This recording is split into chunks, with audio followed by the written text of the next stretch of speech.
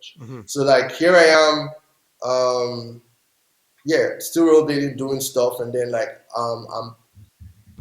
I hit a wall, which is like, okay, what do I want to do with my life? Am I going to like be a rollerblade street performer or be a graduate? So um, it was really hectic because then I now started messaging Philip and I was asking questions like, um, can you make a living from skating? Like I love skating so much. What's it, like what's it gonna be like? Like I want to drop out from school and things like that. And Philip was like, um, just do you, bro. He was like, do what you want to do. And do you is not an answer. It's like you're still the one who's going to make that. You're still the one who's going to make that choice and make that decision, pretty much. So yeah, I decided to get back to it and finish uni, and I graduated. But that was like some years after my mates had graduated. But anyways, I still graduated, and I'm leaving Benin Republic to Lagos, and my home is Lagos, Nigeria. So here I am in Lagos, Nigeria. New spots, new environment, new aesthetic. Things are different, and I'm meeting. I just got to find out that there's like a huge rollerblading community in Lagos, like massive, like thousands of skaters. It was like Wow, what, you know. that was I was insane. like, I was like, I'm in like a skate mecca or something. Like it's so cool. Like I was like, where will I meet the skaters? And they were like, I should go to the National Stadium in Lagos.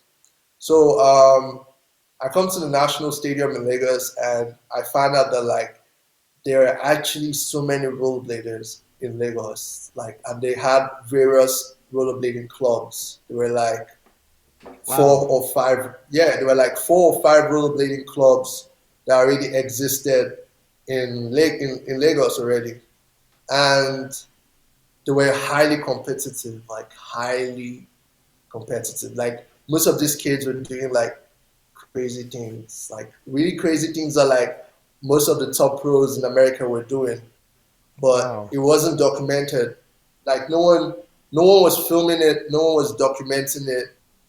They were just doing it and battling between themselves, just like their own small community. So there was like no filming, no pictures. Everyone was just like coming and skating hard and doing really nasty, crazy things. Like, for Wow. I love that. example, yeah, like for example, there was this one that I witnessed whereby they made a huge ring of fire, and then they parked a What? car close to the ring of like a car close to the ring of fire, and like this dude like skated through the ring of fire and like went over the car with a 360. It was so insane.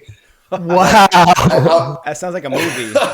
Oh my god. yo, it was real. It was real life, like real life stuff. Like Nigerian rollerbladers were already doing this as far back as like 2016, 2017. That like I was really home, and I was like, geez, this is insane. Like I used to think that like, I was good at skating, but I was like, these guys are like, who are these guys?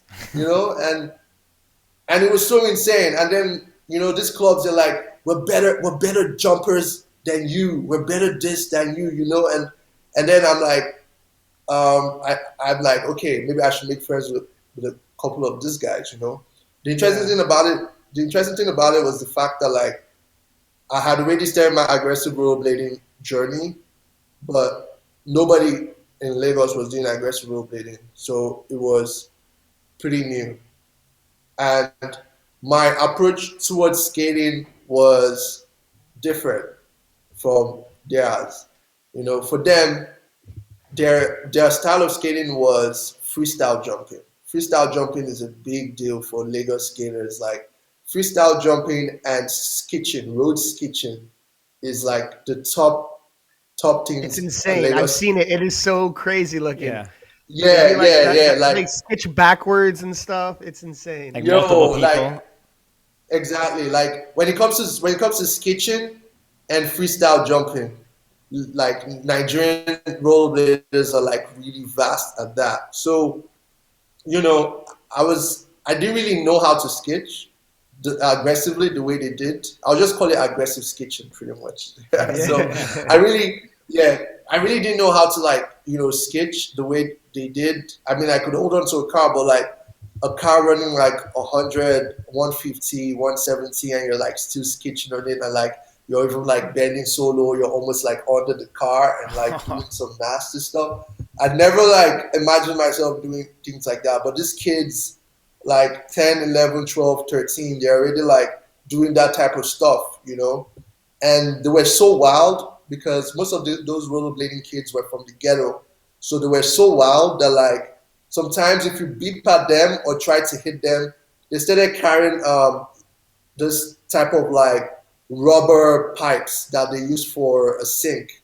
They will like grab those pipes and carry it on them when rollerblading. So anytime someone tries to be really rough at them, they will like whip your mirror or whip your glass or like whip your head out of the car Oh, if you're damn. trying to like Wow. hurt them. So they were like very dangerous and like very like were really really crazy.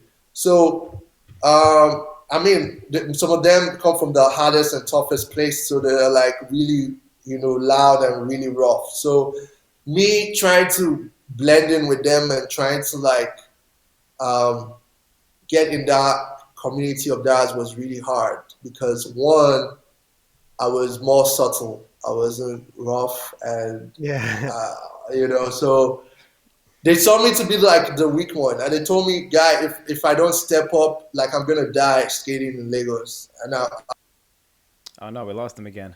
It just resets it, I guess, when that happens. But damn, I was gonna ask about the sketching too I because need, every I time need to keep hearing this story. We need him back. I know, because every I'm time like so captivated. every time I think about sketching, I think about like New York City. I think most people probably think about New York City because you don't really sketch many other places, but they sketch like crazy out there. Hold on, we got Dan Yeah. back in here. There we go. It's all good. All You're right, back. we got it. You got it.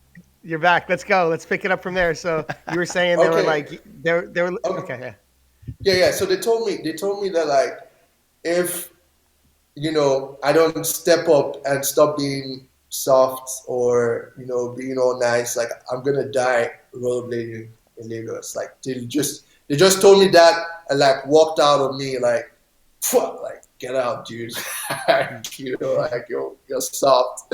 So I was really worried and scared. And I was like, wow, like this is really intense because in Lagos we don't have good roads, which is one of our biggest challenges. So our roads are rough. Drivers are really reckless. So even pedestrians get killed by cars. So talk less of rollerblading. We don't even have sidewalks. So it's like a death race pretty much if you're rollerblading in Lagos.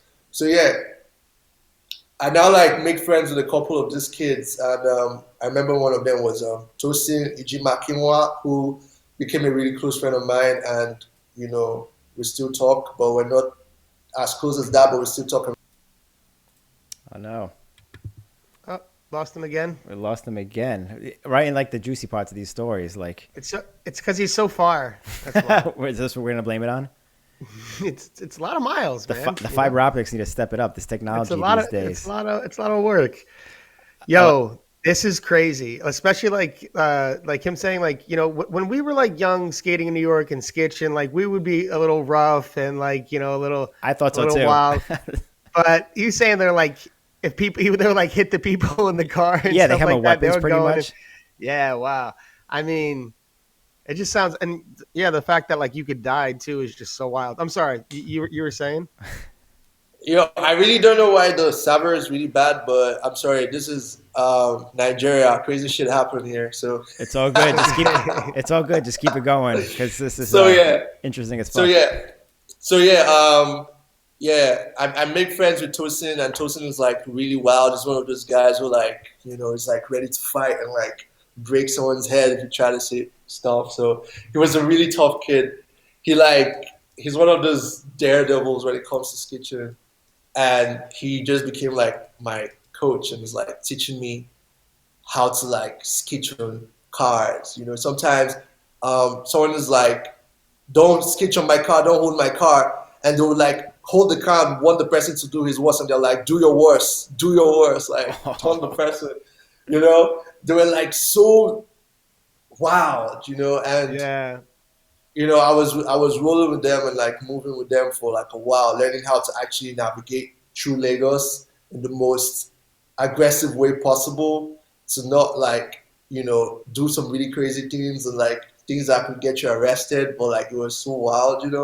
And that was it. I was having a different perspective on skating. This was completely outside what YouTube was showcasing and outside what was on Instagram. This is like Nigerian rollerblading. This is something that like doesn't exist. It's like different, you know. So that was it. Like I was getting myself immersed in how to actually move through the city, and I learned that style. Then it got to a point, and I told them that like, okay, um, with this intense energy you guys have and how brave you guys are, why not try aggressive rollerblading?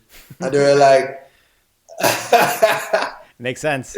and yeah, and they were like, in Nigeria we speak Pidgin English. I don't know if you've ever heard of Pidgin English. So in Nigeria, when someone is telling you stuff and like you're really not interested, you say something like, "Oga, no stress me, Joe. No worry me." So like, so like that was what they always like. They're like, "Oga, no stress me." Things like slangs and things Yeah, like that. Yeah, Pigeon English is like in Jamaica, right? They use Pigeon English in yeah, Jamaica, or no?